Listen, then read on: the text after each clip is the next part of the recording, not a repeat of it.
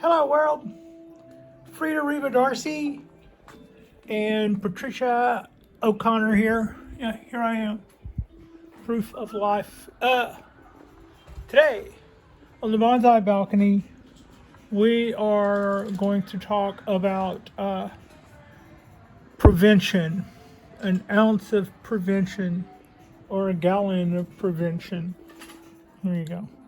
There you go, baby dog. Okay, now, about that ounce of prevention. Today's the day I started mixing up this stuff. I'm not going to flip the label around, but you can find that if you need to, just by what you see there. That is a systemic treatment, and what that means is if I want to keep away some insects or some diseases or some pests like that, there is a liquid like this that I can mix with my water and then pour that into the trees, and then they will drink that up, and then they will transmit that, and it will kill off some things. It will repel other things. It's kind of like those of you with animals, it's kind of like that flea treatment that you give them that's a pill. There are probably quite a few of you who are going, no chemicals. If I were to check the box, totally agree, sort of agree, not really, totally strongly disagree, I would probably go with pretty much agree. I would pretty much agree with that, but I don't have a lot of control over necessarily over my surroundings. This guy can transmit whatever to my balcony, and if we're susceptible to it, then that's what'll happen. It's not my place to make sure that doesn't give everything on my balcony something. Times all the other plants around here, all of the hedges around California are all going to be covered with powdery mildew. If they're not right now, they will be soon. It's just what happens here. So, you know, if I had, there's all kind of ways that you can use. There are all kind of things that you can use as preventative medicine. One thing that's a really good preventative medicine is health. Trees that are healthy will need less protection from the things that would hurt those said trees. Trees that are less than healthy, trees that are vulnerable, will put out a pheromone or a scent that will tell predators that they are looking at an easy meal. If they're looking for something whose defenses are down. And so a lot of times when if you see something affect your garden and then you start diving into, oh my God, what do I do? A lot of times you'll see the different treatments that you can take for this thing or that thing, be it aphids or be it powdery mildew or be it one of the myriad of diseases that can affect your trees. So let's say if I had a yard and I wanted to make sure that I didn't have this insect or that insect, there might be other plants that I could grow along my fence or my property line that is a natural repellent to those insects. Also, there are insects which will kick their butts and eat them, like Praying Mantis is known to wipe out a lot of predators that you would find in your garden. And the same with ladybugs. Don't let those little brightly colored cuties fool you. They are vivacious predators to the things like ants and aphids, which will go to town on your stuff. And a lot of times you can go to hardware stores or feed stores or something like that and buy, and they'll be in a little icebox thing, so they'll be kind of dormant, like a hive of those, and just turn loose a quadrillion ladybugs on your balcony or your greenhouse or your backyard, and as long as there are things for them to eat on, they won't go running off to your neighbor's house necessarily.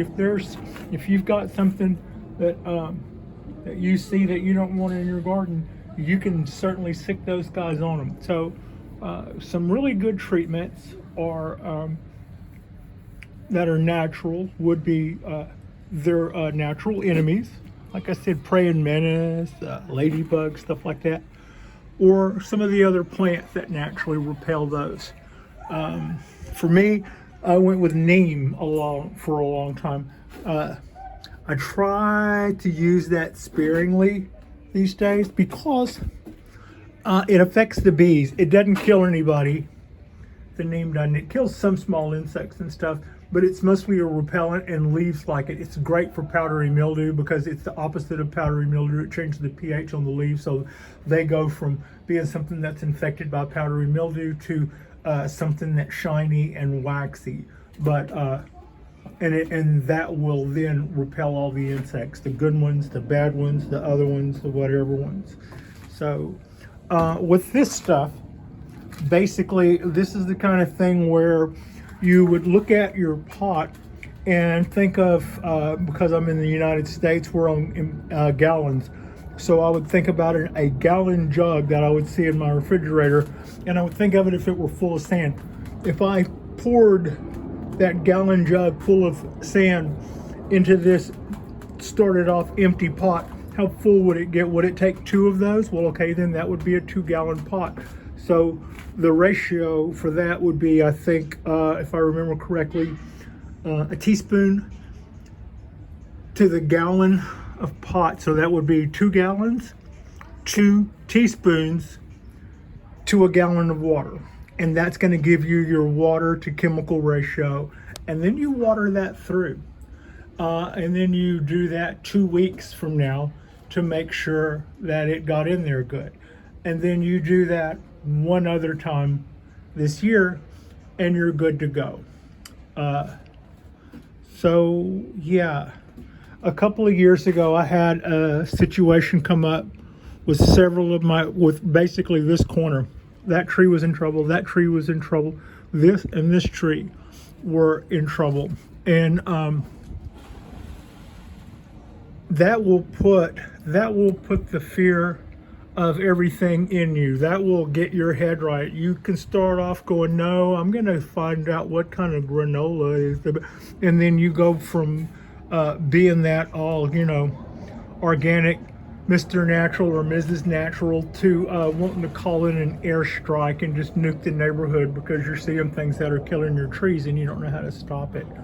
So basically, I think our trees are happier and healthier. I've started feeding them better. After I went through that little ordeal, I learned that the best preventative medicine isn't the harsh chemicals, it's a healthy tree.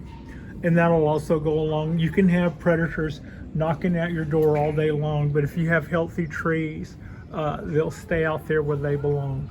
And so if you don't know about feeding a certain tree or something, find out about that. It's a lot easier to find out how often you should be giving the guy some chow than it is to go into panic mode over what the heck is wrong with it and find yourself wanting to do emergency repots or worse yet, looking at a dead tree and trying to figure out just where it went wrong.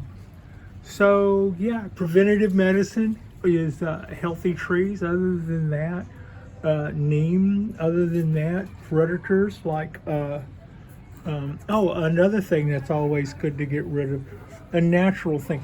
People would take dishwashing soap. I'm not going to say a brand, but if I did, it would probably be Dawn.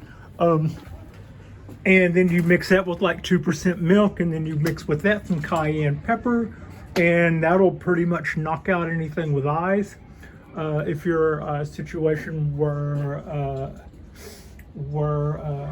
animals, deer, raccoons, possums, squirrels, something like that, and you don't have a little munchkin running around behind you, cayenne pepper will be tear gas to anything else that isn't a human being.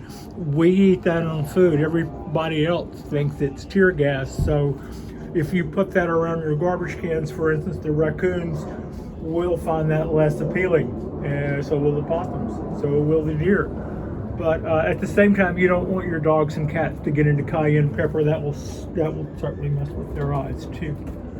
So those are some natural remedies. And yes, even though I am willing to do this, I do have my limits. There are a lot of products in the United States that that are still legal here that other countries have just absolutely forbidden. And I wish that we were a little bit more serious than that, because we're finding those chemicals in our kids, and we're finding it in our food, and we're finding them in all these places we don't want to find them. So yeah, that's kind of how I feel about a lot of the insecticides. So I do have my limits, but yeah, this is the one I do go with as a preventative. I do this twice a year. And then those other things that I was talking about, like if you own your own yard, you've got all kind of things you could do. You could go with CO2, little insect killers or something, or you can spray your yard with some sort of dish soap and stuff that knocks out anything that flies. There's a lot of natural things, but if you live in an apartment or something, you're a little bit more limited to what you can do. And what I try to do is set up a defense from the inside out on the trees. And I do kind of wish I didn't have to do that, but I did accept it early as one thing I could do that would be proactive to try to make sure that my trees didn't get sick. The other thing I would do to try to make sure that they didn't get sick was keep them happy. So yeah, that's pretty much us. This will probably be a Wednesday drop, although we are actually doing this on one of the nicest possible weekends. Everything is just so lush and green, and everything is just looking so good. More leavings from I'm still finding limbs in the trees from where the doves visited us, although I think they finally figured out what neighborhood is the right one for. Maybe they got an agent or something, I don't know, but they were finally able to relocate or locate to someplace that was more appealing. Like and subscribe if you guys hadn't already. This should probably take us on to our this would probably be our Wednesday drop, which will kind of take us right on to our weekend. And I appreciate you, and Frida appreciates you, and thank you so much for watching.